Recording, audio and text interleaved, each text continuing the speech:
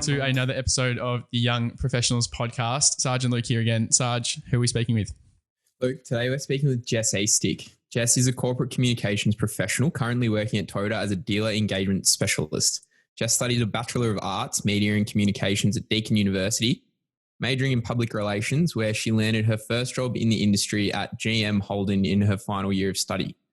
Having worked in the corporate communications space ever since, Jess is a great example of how a qualification in one skill can lead to a career in an industry you might never have even considered. Jess, welcome to the show. Thank you, guys. It's great to be here. Oh, thanks for coming on. You are a corporate communications professional. What is corporate communications? Sure. Okay. So corporate communications has quite a few, different facets. So traditionally, public relations is the relationship between a company and the media. And so as a corporate communications specialist, I work for a corporate environment and I essentially foster the relationship between the company and what we want to say and the media.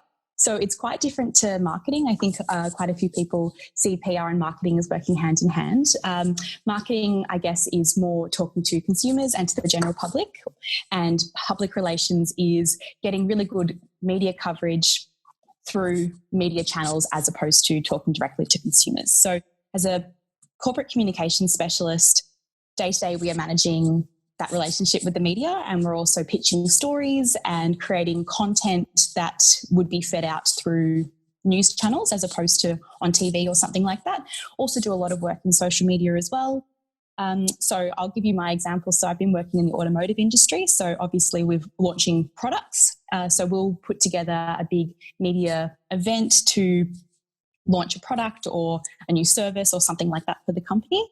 And we basically bring that to life. So that's the things that you see in the news as opposed to on TV. We also do media relations. So that's day to day. If media have any questions regarding anything that's going on in the company, we are those people who are the spokespeople for the company, and we make sure that the right messages are getting out so we get really good coverage. But on the flip side of that, we also look after crisis communication. So any, bad news that could potentially come out in the media, we work with journalists to make sure that we have the correct messaging. We can mitigate any risks before they maybe go to print. So I think what people don't realise about corporate communications, it's not just what's in the news, but what actually didn't make the news is actually just as important.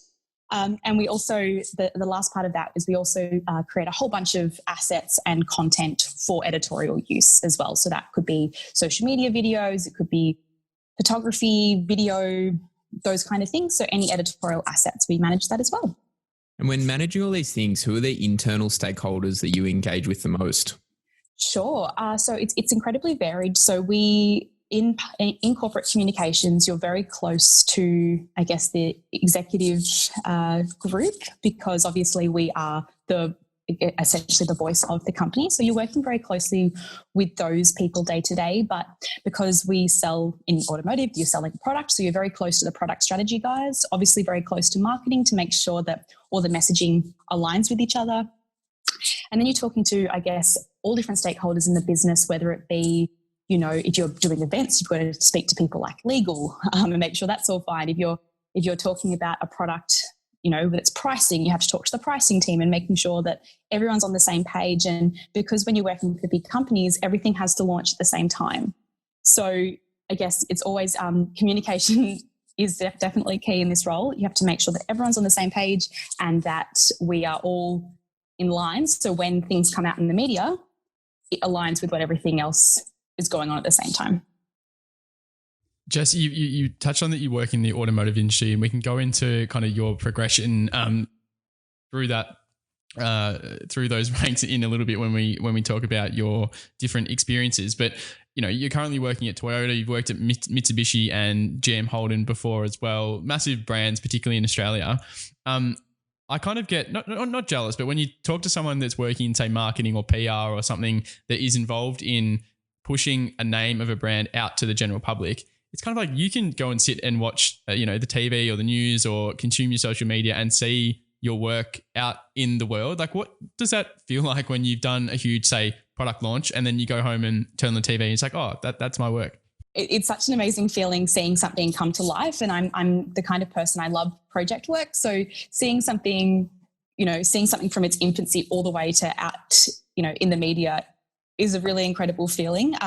For example, it takes a lot of work. Absolutely. I think, you put in so much work and effort for one photo or one story or one social media clip. So I think, you see a very glittery side of, I guess, the PR when you look at it, in the media and things like that. But it's such an amazing feeling because it's very strategic as well.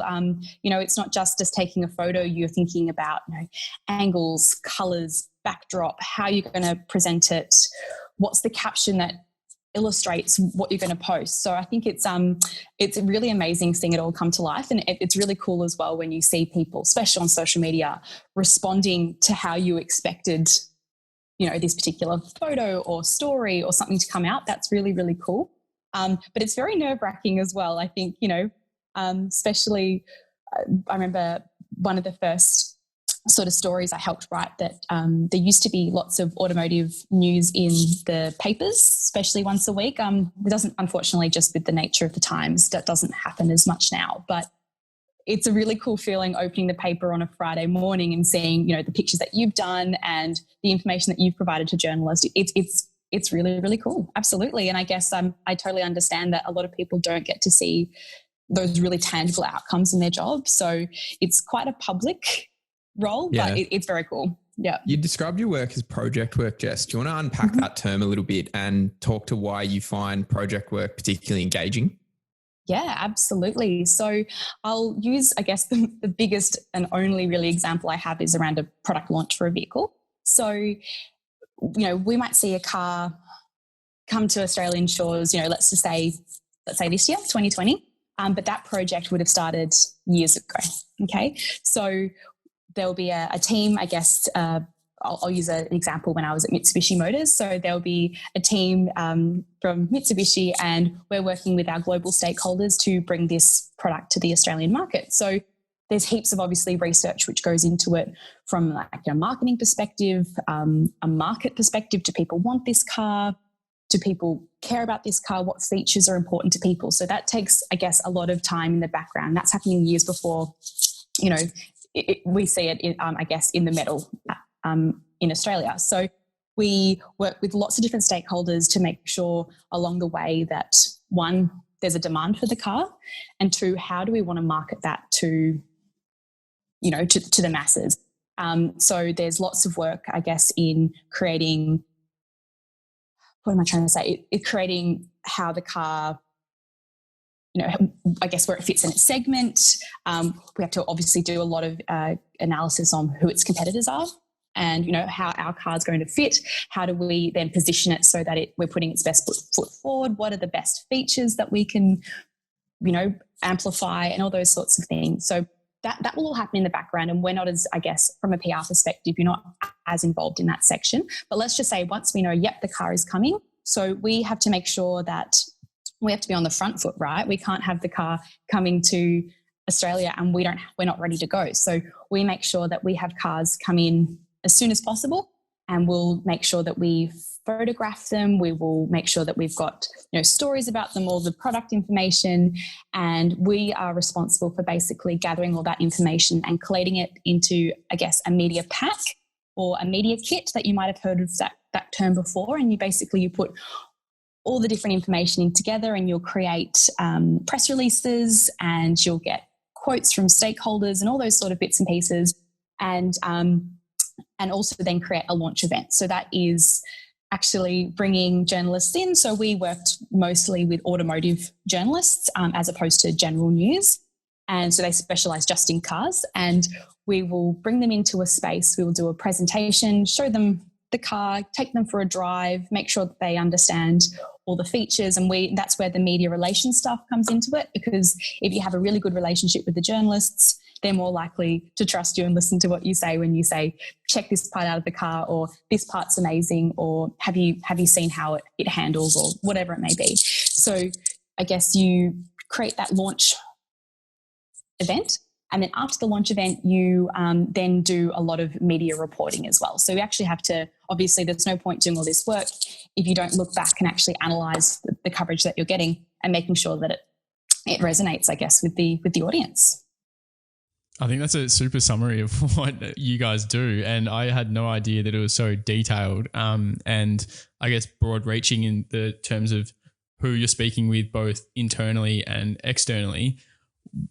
It sounds like you're really kind of your own project manager if you're looking after, say, that whole process. What is one, I think, did you expect that was the job when you were at uni and you were studying for this kind of stuff? Did you think, oh, if I get into PR and manage these things, I'm going to have to manage the media parties and the photography and getting the car in and doing all that kind of stuff? Is that known when you're studying that stuff?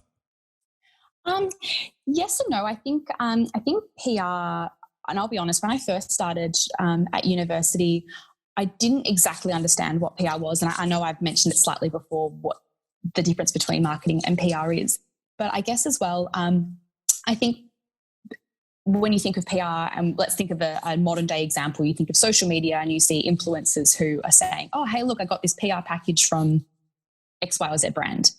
And they'll go into all these really cool launch events and things like that. And that's certainly part of it. And that's a really, really, I guess, I think a really, really enjoyable part of the job, getting to do those actual, events and things like that. But PR itself is far more strategic. So although I did know that I'd be able to do, we'll be involved in events and content creation and things like that, I think I underestimated how strategic and how calculated PR is as a profession.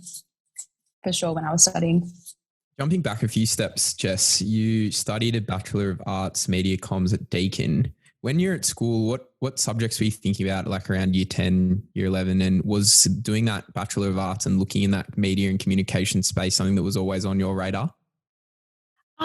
Yes, it was definitely on my radar. So in year 10 and going into year 12, all of my BC subjects were very arts-based. So I did, English and English literature, history revolution, so very I guess essay writing based work, and I found that my strengths definitely fell into that camp of more I guess writing and art.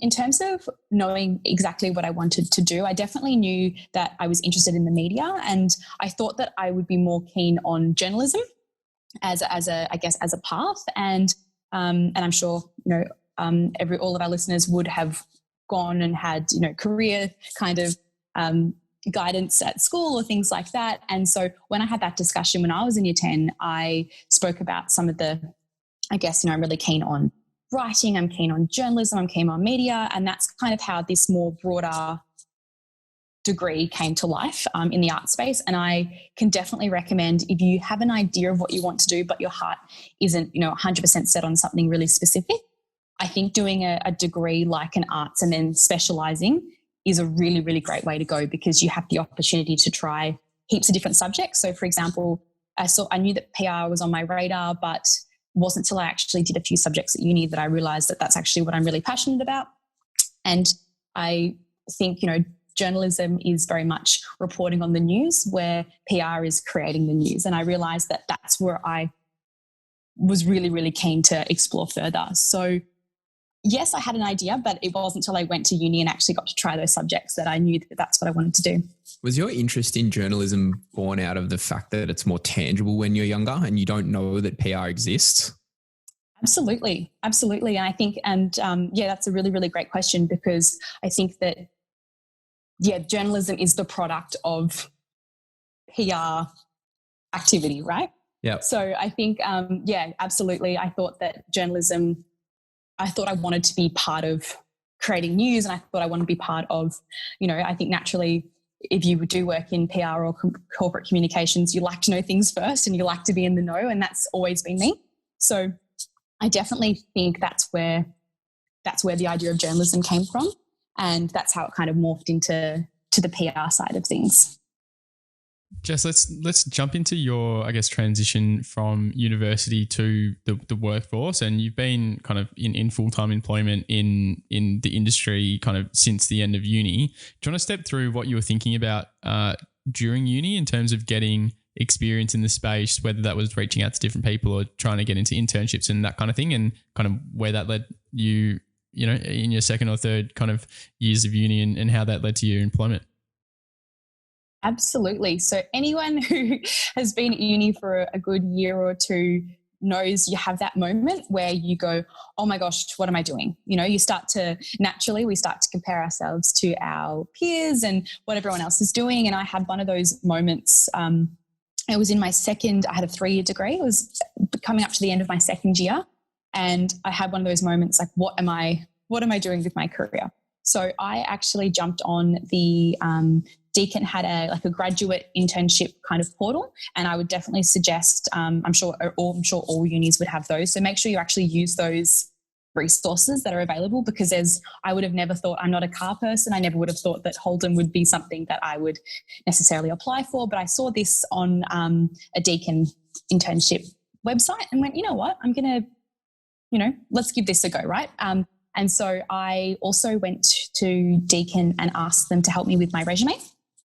And I would definitely suggest that as well, because I think lots of people say there's no right and wrong way to do a resume, or there's so many different, I guess, opinions out there. So make sure you actually go, and most unis will have these resources available to you for free. So make sure you actually go and get some help to make sure that you can put your best foot forward, because I was just working part-time and all those things. Anyway, so there might not be one right way to do it, but there's certainly some poor ways of writing a resume. So if you can get someone to guide you away from that would be a good place to start.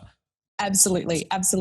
So anyway, I applied for this internship, and it was quite a lengthy process, and group interviews, behavioural analysis, all these things. And I was quite confident that I would get the role, and turns out that they offered it to a different candidate at the final hurdle, which can be a little bit of a hit to the confidence. But I went, you know what?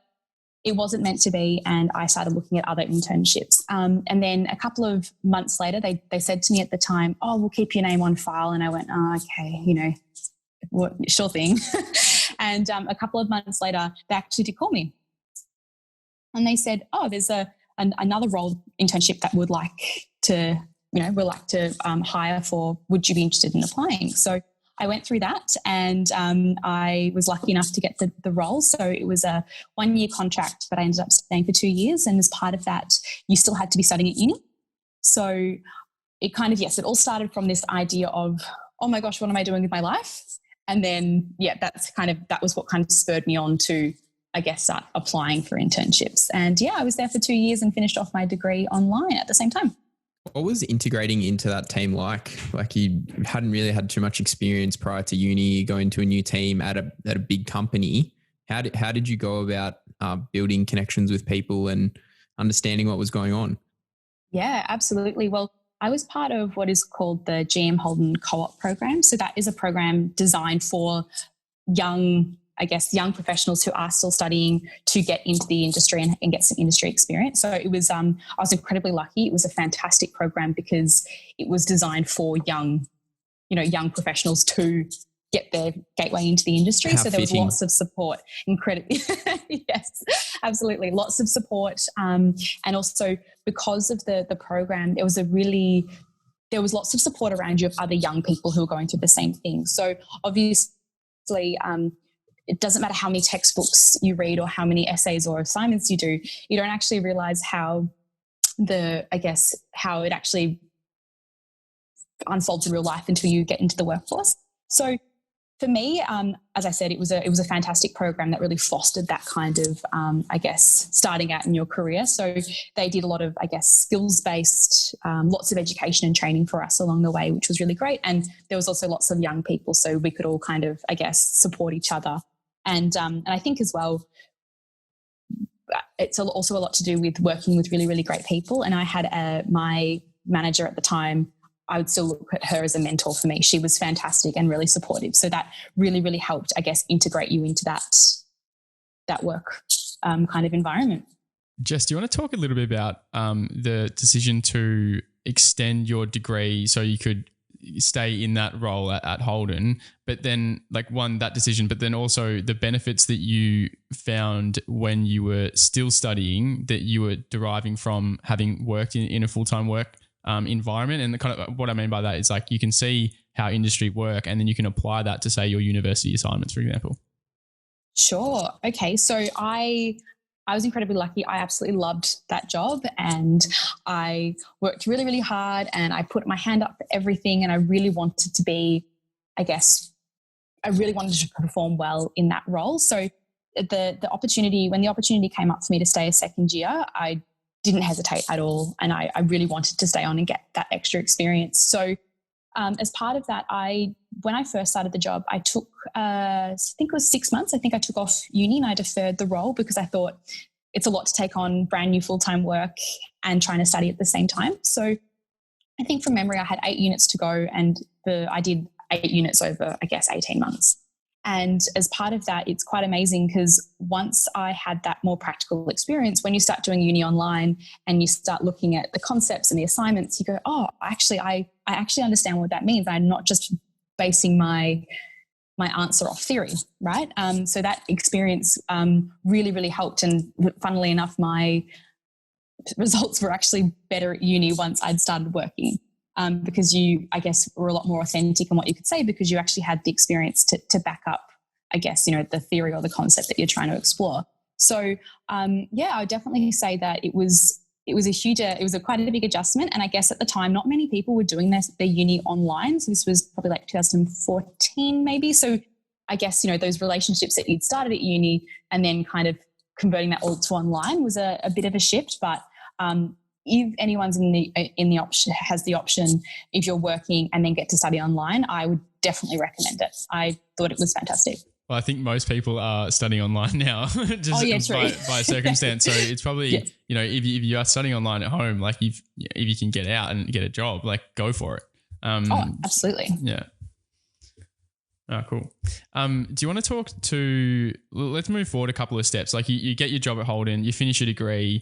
What does the, progress look like at a big corporate like that? I know they're exiting Australia now, but they're a massive corporate entity and a really well-known name in Australia. What was it like working at such a large business? And as a junior person, kind of what team did you go into and how were you structured in that team? How were you mentored? What were the people that were kind of leading the charge doing to make you a better professional, I guess? Sure. I guess when you work at a company that's very synonymous with Australian culture, so let's say, for example, Holden, you can feel the passion at that workplace, right? So when you walked in there, everyone wanted to be there. Everyone loved what they did. And so very quickly, and I'm not a car person at all. And they actually asked me that in my interview. They said, oh, are you into cars? And I said, in all honesty, I see cars as a way of getting from A to B, but I'm happy to learn to be passionate about cars. And it's quite amazing because in that 2 years, I built such a loyalty for that brand. And I really, really loved working for them. And I guess the way that the culture worked at Holden is you felt very comfortable saying at any barbecue or to any friends, hey, I work at Holden and this is what we're doing and this is why I love to work there, or this is why, we're launching this car or whatever it may be. So that was a really, really great, culture to go into. And I guess not every large business is going to be like that. Holden was very unique in that way. But the second question about the structure of the team. So I basically worked essentially as an assistant to one of the PR managers. So I was essentially put under their wing and would help, coordinate different activities that they would, that their portfolio would be responsible for. So in the team, and most corporate communications team will be the same in big companies. So they have usually the director or the head of the department, and then they'll usually break it up between internal communications. So that's any communications that are talking to employees. They'll have external communications, which is to media and media stakeholders, industry stakeholders. And then they'll have a product communications team as well, which is specifically to worry about the communications about the product or service that the business are, responsible for selling or, offering, whatever it may be. So where I sat within the product team. And that's how I kind of got to do all the events in terms of launches and things like that because the way it was structured, I fell into a product-focused role. Just before you mentioned the fantastic culture at Holden, I think the word culture is something that when I was younger particularly, I didn't really understand. And you hear it get thrown around and you're like, oh, like what's the culture of a place? Like, what does that actually mean? Could you describe like what drove such a great culture at Holden? Sure. I think at the time, I think what really drove the culture is there was really, really great communication between all the employees. And I think that's really important. If you want to have, I guess, employees who are really committed to the cause, then you have to make sure that the communication is really clear, constant and transparent, right? So I think that really, really helped.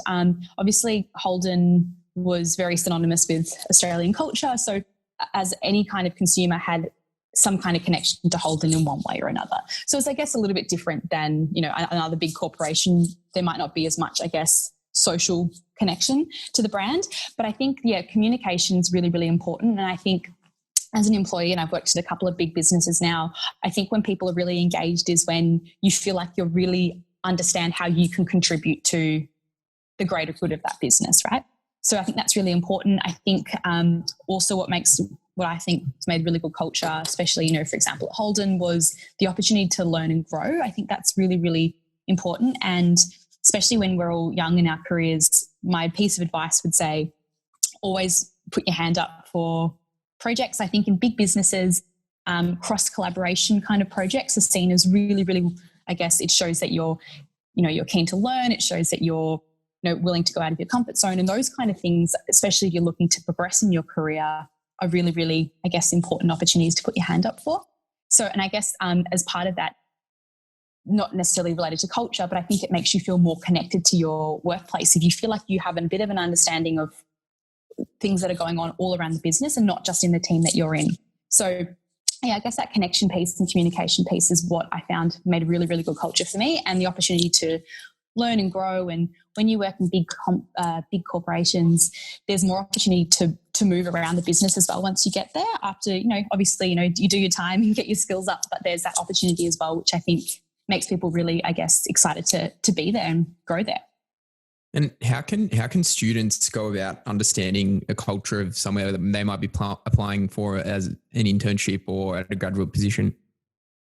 Sure. I guess like any job, I would definitely do your research. So do a lot of research, not only on their website and those kind of more corporate platforms, but have a look. What are they doing on social media? What are people saying about them?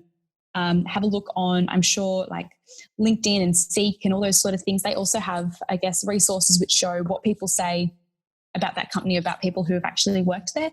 So I would Google the company and click on, when you're Googling it, click on the news function and see what's going on in the news. Do people like what this business is doing? Are they in trouble for something? Are they really excelling somewhere? So I think all those those elements really paint a picture of what it would be like to work there. Obviously, if you have anyone in your network, you can obviously ask people directly as well, what's it like? What's the team like? And you'll find as well, you get some really good, I guess those kind of things. If you're making sure you're not just looking at one element of the company, make sure you're looking at what are they doing on social? What's their news saying? What's their rating like to work there from past employees, things like that. I'd say that would probably give you a more holistic approach. And I think as well, if you're lucky enough to score an interview, ask them about the culture. In your interview questions, what's it like to work here? What's the team like? What do you like about working at this company? And I think that helps really to paint a picture for you too. Just on that, I think you've touched on a good topic that I don't think we've actually explored that much is interviews with different corporates or whoever you're getting interviewed by, but then particularly the need for you to have questions for the company when you're in there. You've obviously been to a few different businesses now. Do you want to talk to that a bit? And obviously the topic you just had there in terms of culture, like what are you guys about, is a good one. Do you have any other good questions that people can use in interviews when they're trying to find out a bit more about who their prospective employee is going to be? Sure, absolutely. I think this is always a bit of an OG interview question, but I always like to ask, what do you see a typical day looking like in this role? And that way as well, I guess it can just help solidify, because I'm sure you'll already have an idea in your head before you start, before you go into the interview. But I find that question is really great. So what does a typical day look like? I also ask, what does success look like in this role to you, I guess, as the hiring manager. And I find that's really, really interesting because you'll find that certain keywords will come up a lot if they keep talking about, I don't know, collaboration. If they're talking about communication, you'll find kind of certain words that I guess, makes you realize, okay, that's what's really, really important in this job. Obviously the culture questions. And then I guess as well, I find that when you're having a really good interview, you'll find that questions just naturally come up because they pique your interest. So I've asked, I guess a whole range of questions. And I think a lot of them will come up just organically as you have that conversation. Yeah, I think it's an interesting one because if we're talking to, and I can certainly remember when I was at that stage, but coming out of, say, uni or, either in uni trying to get a job, you're probably less interested in what the role is going to look like or whatever. It's like, just please hire me because I need a job. But I think obviously hindsight's 2020, but looking back on that, if you back yourself and you're a good operator and tick all those boxes, you're probably going to land something eventually. But I think a lot of people who are in, say, that range of 18 to 23 or 24 really discount the fact of, hold on, do I want to work at this place? Like, once I've got the job, am I going to have a good time? And that's not to say discount big corporates, because some people thrive in those environments, like say Big Four or whatever it might be, but other people might really want to work at a smaller business or do their own thing. Like, I think people can really, or should really, be putting a bit more emphasis on those questions and figuring out, hold on, do I really want to work here? Exactly. And I think as well, with any job, you have to make sure that you're going to really, really enjoy it and love it, because at the end of the day, as you said, not every job's going to be for you, and that's okay. And I think, especially when we're really young and it's very competitive, we feel like, oh, we should just be grateful for any job we get, right? And I think, it's actually okay to ask yourself, do I actually really care about this? Or, does what this company stands for, does that align with my values and what I think is important? Because I think that's just as important to ask yourself those questions as well. Absolutely. On the topic of advice, Jess, what advice do you have or would you give your younger self? Okay, so what advice did I give my younger self? I think for me, I would say, look, put your hand up for any opportunity that comes your way. I think it's it's not very often in life that an opportunity will come wrapped up on a silver platter for you. So I would say always just put your hand up and give it a go. So whether it is, applying for that internship, whether that's going to a networking event, whether that's putting your hand up in a crowded lecture theatre and go, hey, I don't understand this, or hey, can you elaborate a little bit more on X, Y, or Z? And I think that, putting your hand up and giving something a go, there's no harm in that. I think, sometimes we can feel a little bit of fear and self-doubt and all those kind of things, especially when we're brand new to something, because, naturally, humans, we don't really enjoy the unknown. So I think, definitely just put your hand up and give it a go. No harm done. I would also say something from more of a practical way is make sure you utilize all of the university resources. And I think looking back at uni, I didn't, besides, asking for some help with my resume and looking up an internship website, there's so many resources available at uni. And I would definitely suggest exploring those. If there's a gap or if there's something that you need some support with, chances are there's going to be something there. So I would definitely say actually utilize those resources a bit more, because that's probably something I didn't do when I was at uni. I certainly echo that sentiment of utilize everything that's at your disposal wherever you are. Jess, to your point in terms of the advice of, I guess you can wrap that up in terms of like seek discomfort, put yourself outside your comfort zone to prepare for things that might happen. This year's been quite tough for everyone, and that's not excluding you. Do you want to step us through kind of what happened at the start of the year? And it's obviously a very uncomfortable position to be in, but then kind of where you've ended up and how you're doing now. Sure. Okay, so I was working at Mitsubishi Motors in a corporate communications role, and I was there for almost 4 years and really, really loved that role. Over the time, I got to, naturally you get to take on more and more responsibility and accountability, and that was all really, really awesome for my development. And the team that I work for live in Adelaide, and I'm in Melbourne. So I guess once COVID hit and working remotely from your team, that part wasn't that foreign to me because I'd kind of worked, I guess, remotely from my team for years. But anyway, obviously COVID hit this year, and as part of that, there were some changes that were made at the company, and unfortunately my role was made redundant. And that happened in my living room, when you're at home. And I'll be honest with you, I was completely blindsided by it. I didn't see it coming. I thought, redundancies happen as part of these kind of, I guess, big restructures and when challenges, companies face challenges, but I didn't expect to be on that list. So that kind of threw me into a little bit of a tailspin, because this was at the very beginning of July when, there wasn't any light at the end of the COVID tunnel. We'd just gone kind of back into that lockdown phase. And anyway, so I kind of, it takes a little bit of time to process. So anyone who goes through something like this, and as much as people say it, don't take it personally, and just remember that roles get made redundant and not people. So don't let it, as hard as it is, it's easier said than done, but don't let those kind of, I guess, experiences take a cut to your self-worth, because it has nothing to do with that. Unfortunately, it's just the way that the business works. So anyway, once that happened, I went on to a bit of a, I guess, action stations mode, and I went, okay, I need to find a new job. Oh my gosh, what am I going to do? Anyway, so I actually, and I would suggest this as well, going back to this resume thing, I hadn't done my resume for 4 years or so, and I kind of put something together and I wasn't getting any traction when I was applying for jobs. And I was going, all the information's there, I don't understand. And so when I had a chat to someone, they said, all the information's there, but the way you're creating your resume is just not, it's not attractive to hirers. Anyway, so I went through that and I completely flipped my resume on its head, completely changed it around, and I found that I actually got responses after that. Do you want to talk to that in a bit more detail? What do you mean by flip it on its head? Are you talking formatting or content, or Sure. what are you talking about? Sure. Okay. Both actually. So the first one is, I think naturally when you work in PR or comms, you're always trying to create stories. You're always writing stories, beautiful language, make things new and unique. And a resume doesn't necessarily call for that. So, I think that the piece of advice that I was given is the first page of your resume is just like, I guess, the prime real estate of your resume, right?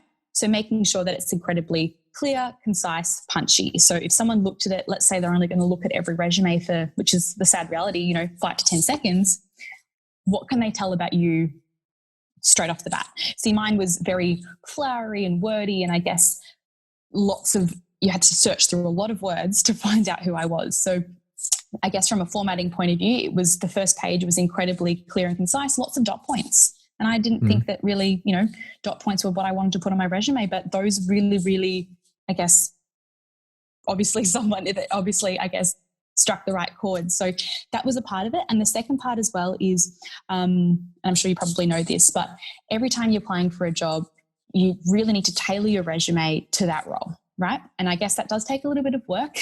But if they're saying words in the job description like teamwork, write teamwork. Don't write collaboration. Don't write working together in cross-functional teams. Like, that's what I was doing. And I think it kind of, I guess, you're making it when there's such a competitive set out there, just make your resume really, really clear and to the point. So that's what I probably would say. And that's what really helped me score my next job. So I found I've gone into another automotive company and I was able to score a job in mid-August, which is fantastic. Not strictly PR, but similar kind of skills.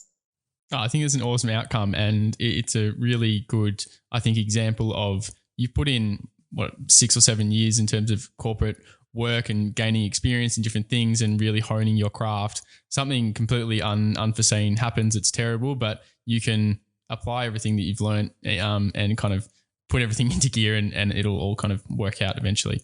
I think it's a really cool story.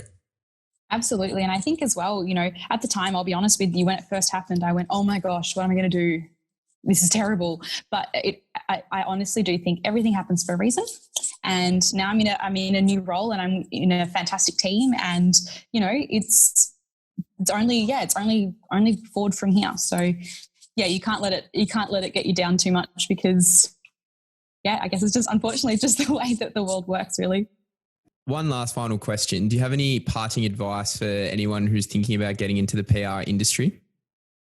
Yeah, absolutely. I think PR can come in many different forms. So I would say make sure you do a whole bunch of research about companies that you really care about, companies that I think find really inspiring, and and see what they're doing and what they're talking about and what they care about. And I think that will help you, I guess, hone in the kind of PR or the kind of companies that you want to work for. In terms of specifically working in PR, as I said before, make sure you put your hand up for any opportunity, whether it's whether it's an internship, whether it's voluntary work, going to networking events and things like that. Especially in COVID, there's some really, really, I guess, creative ways that I guess companies are trying to, I guess, connect with people. So I would say put your hand up and try to attend some of those events. In terms of getting into PR, I think like most industries, it can be pretty competitive, but there are always jobs out there. So just keep looking, keep applying, and you might find as well, I thought, going into PR, I'd be doing something a bit more, I guess, every second week is, events and launches and parties, but you find that that makes the part of your job really, really fantastic, because I guess that's the end outcome, but there are so many things to explore in between. So yeah, make sure I guess, I would just say, just don't say no to opportunity. Give it a go. Awesome. I think that's fantastic advice. Jess, just love to thank you for taking the time out of your day to come on the show and talk us through what PR is and how you got there. Awesome. No worries, guys. Thanks for having me.